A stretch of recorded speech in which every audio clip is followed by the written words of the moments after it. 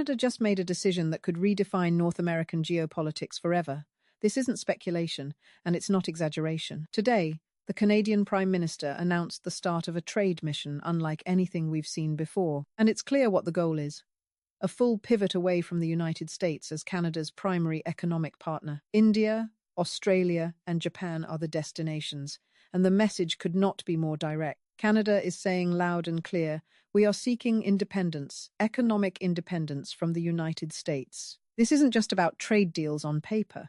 This is about rewriting decades of dependency, about asserting sovereignty in a global order that has long assumed America at the center. For over a year, relations between Canada and the United States have been in freefall. Threats, tariffs, political pressure, what some described as the beginning of a trade war that could reshape the continent. The United States at times even suggested that Canada should become the 51st state, an idea that seems absurd until you see how far the rhetoric went. Tariffs rose to 25%, then 35% in certain sectors, with threats of 100% if Canada dared to make deals with China. But Canada didn't just sit back. In January, the Prime Minister flew to Beijing to negotiate a historic deal.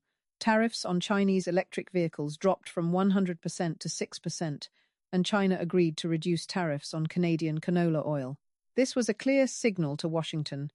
Canada has alternatives, and they're willing to use them. And the response? Immediate threats, political posturing, economic pressure. But here's the point nobody is emphasizing. This move is calculated. This is not a panic response. Canada has been plotting this course for months, building alliances, seeking strategic partners, and preparing to rewrite the rules of engagement in North America. Last month, at the World Economic Forum, the Canadian Prime Minister delivered a speech that stunned observers. "We're living in a rupture of the global order," he said. "Middle powers like Canada cannot wait for superpowers to secure their interests. They must act independently." He wasn't just giving a speech, he was signaling a historic pivot, and the United States understood it. Washington responded, predictably, with derision and threats. But Canada heard it clearly, and today, the message is no longer theoretical, it's action. Starting February 26th, the Prime Minister will visit Mumbai and New Delhi. The goal: double trade with India from $31 billion to $70 billion by 2030. India, with its exploding economy, desperately needs energy and food security. Canada has both. This is a strategic alignment, not just a business deal. Next comes Australia, where the Prime Minister will address both houses of Parliament, a move not attempted in 2 decades. This is signalling strategic partnership, maritime security cooperation, and access to critical minerals and technology. Australia has rare resources, advanced tech capabilities, and a shared interest in countering Chinese influence. Canada's leveraging this for long-term independence. Japan is the final stop. Clean energy, manufacturing, food security, critical minerals. Japan's dependence on US supply chains is clear, but the uncertainties in US foreign policy have left Tokyo searching for alternatives. Canada and Australia offer a parallel structure, a way to reduce dependence on both China and the United States while building resilience in supply chains. This isn't theoretical geopolitics, this is the reality of trade, of strategic partnerships, and the reshaping of power in the Indo-Pacific region. The numbers tell the story. Canada exports about $600 billion of goods annually to the United States. That's 75% of all Canadian exports. The government's goal is to double non-US exports to $600 billion over the next decade. To achieve this, Canada is effectively building a parallel economy while facing economic attacks from the US. Tariffs, threats, infrastructure blockades, they are all attempts to coerce Canada into dependence, but Canada is calling the bluff. Provincial governments are acting decisively. Ontario has halted purchases of American alcohol. Nova Scotia raised tolls for US trucks. British Columbia is reviewing contracts to exclude American companies. These are coordinated economic countermeasures, signaling a national commitment to diversification. India is central to this strategy. The delegation travelling with the Prime Minister includes business leaders from energy, tech, and mining sectors. India's projected energy needs will rise 70% by 2040, creating a massive market for Canadian natural gas, uranium, and clean energy technologies. Food security is another critical element. Canada is one of the largest agricultural exporters in the world, and India's reliance on imported food creates a direct leverage point. This is not just replacing Russian oil or filling energy gaps. This is about positioning Canada as the supplier to the developing world, using India as the gateway to Asia. The tech dimension is equally important.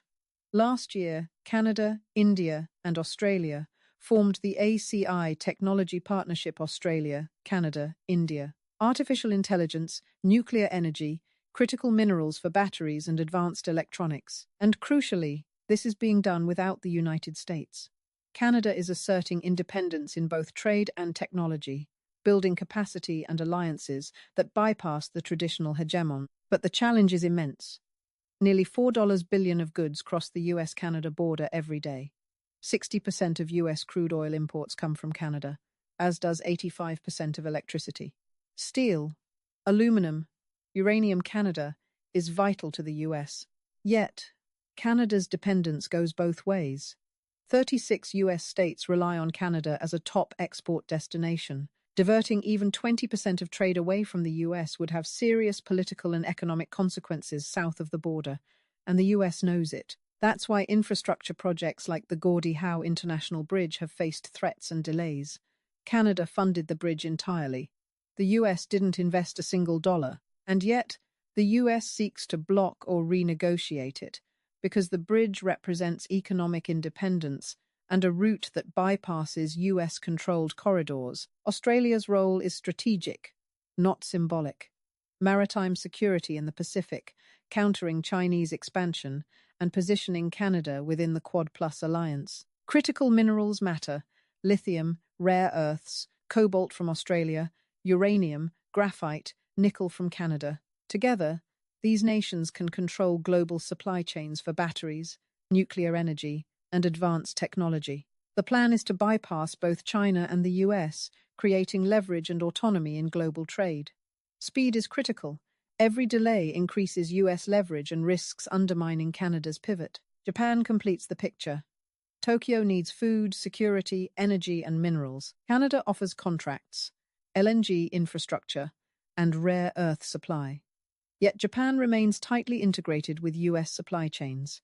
The pivot must balance opportunity with risk. Too aggressive, and US retaliation could devastate Japanese exports. Canada is betting that a strong bloc with India, Australia, and Japan can form a parallel economic and technological reality that the US cannot ignore. The timeline is tight.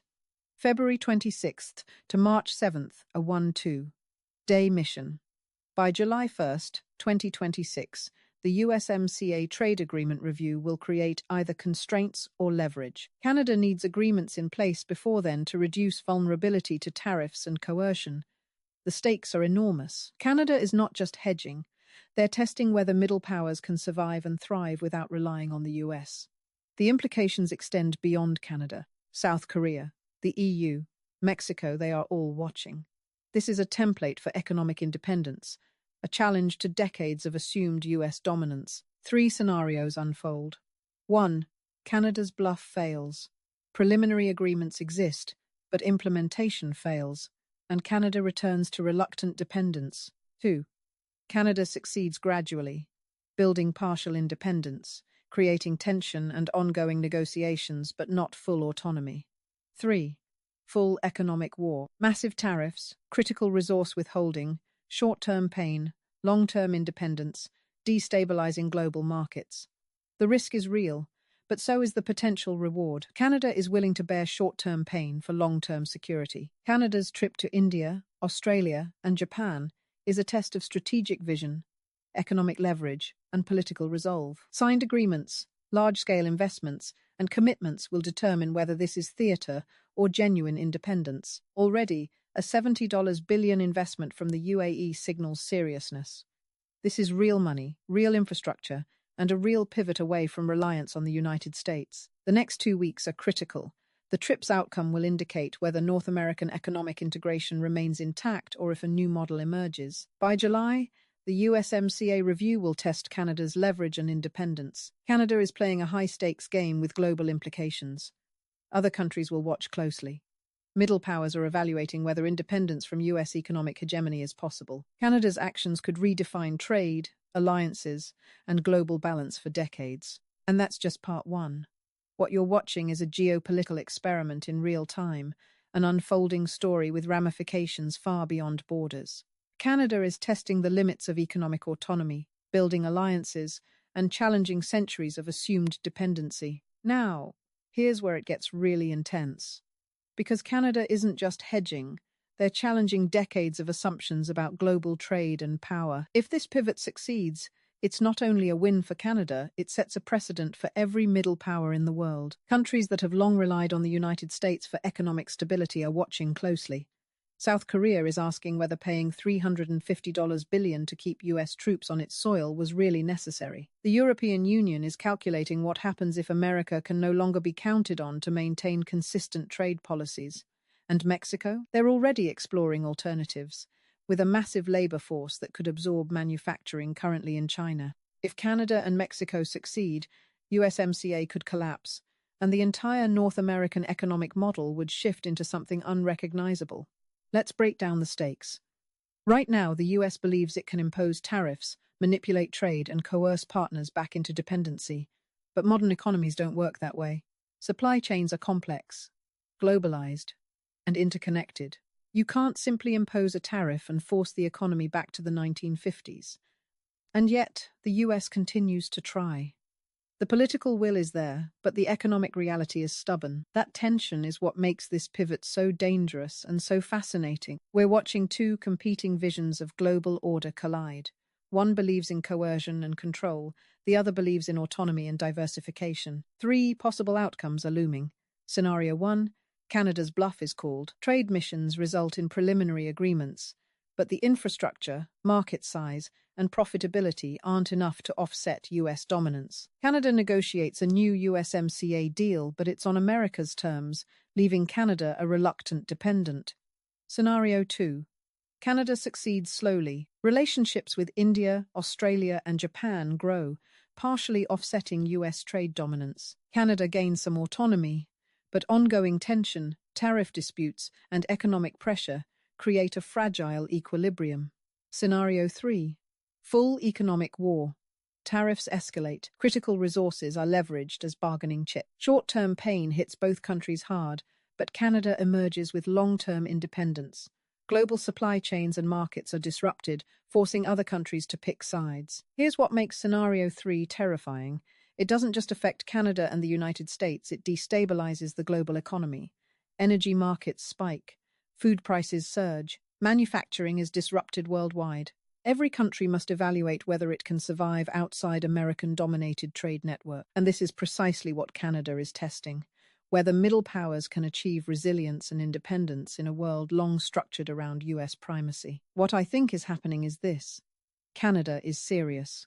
They've watched threats, tariffs, and chaos from the US over the past year and concluded that reliance on American stability is too risky. They're willing to endure short-term economic pain to secure long-term autonomy. But they also hope it won't come to that. Canada's strategic goal is leverage a position where they can negotiate with the United States from strength rather than weakness. When the USMCA comes up for review in July, Canada wants to walk in with alternatives and say, "We don't need this deal as much as you think." If that works, the US blinks, offers fair terms, and both countries benefit. Canada gains diversified partners, the US keeps its largest trading partner, and global trade continues, albeit more balanced than ever before. But if the US doesn't blink and doubles down on tariffs and threats, then we enter uncharted territory. Canada will have to decide whether to follow through completely on this pivot or retreat. That decision will define North American relations for the next 50 years. The next 2 weeks, the trade mission, the negotiations, the agreements will reveal whether this is real strategy or theatre. By July, the USMCA review will test Canada's leverage, and the world will be watching. Here's the bottom line. Canada is experimenting with a new model of sovereignty in the 21st century. They're proving that middle powers can act independently, that dependency on a superpower is not inevitable, and that alternative trade networks are achievable if difficult, if high risk, but achievable. What happens in the next 2 weeks could reshape not only Canada-US relations, but the global balance of power, trade, and alliances for decades. So here's the question I want to leave you with. Does Canada have a real chance to pull this off? Or is this a calculated bluff, a negotiating tactic that might backfire spectacularly? Because what we're seeing is more than trade. It's more than politics. It's a test of whether countries can challenge the status quo, redefine global trade, and create independence in a world built for dependency. Comment below and tell me what you think. I genuinely want to hear different perspectives because this story isn't just moving fast, it's rewriting the rules of global trade in real time. Subscribe, hit the bell, and stay tuned, because the outcome of this trade mission and the USMCA review in July will determine the future of North American relations for the next 2 decades.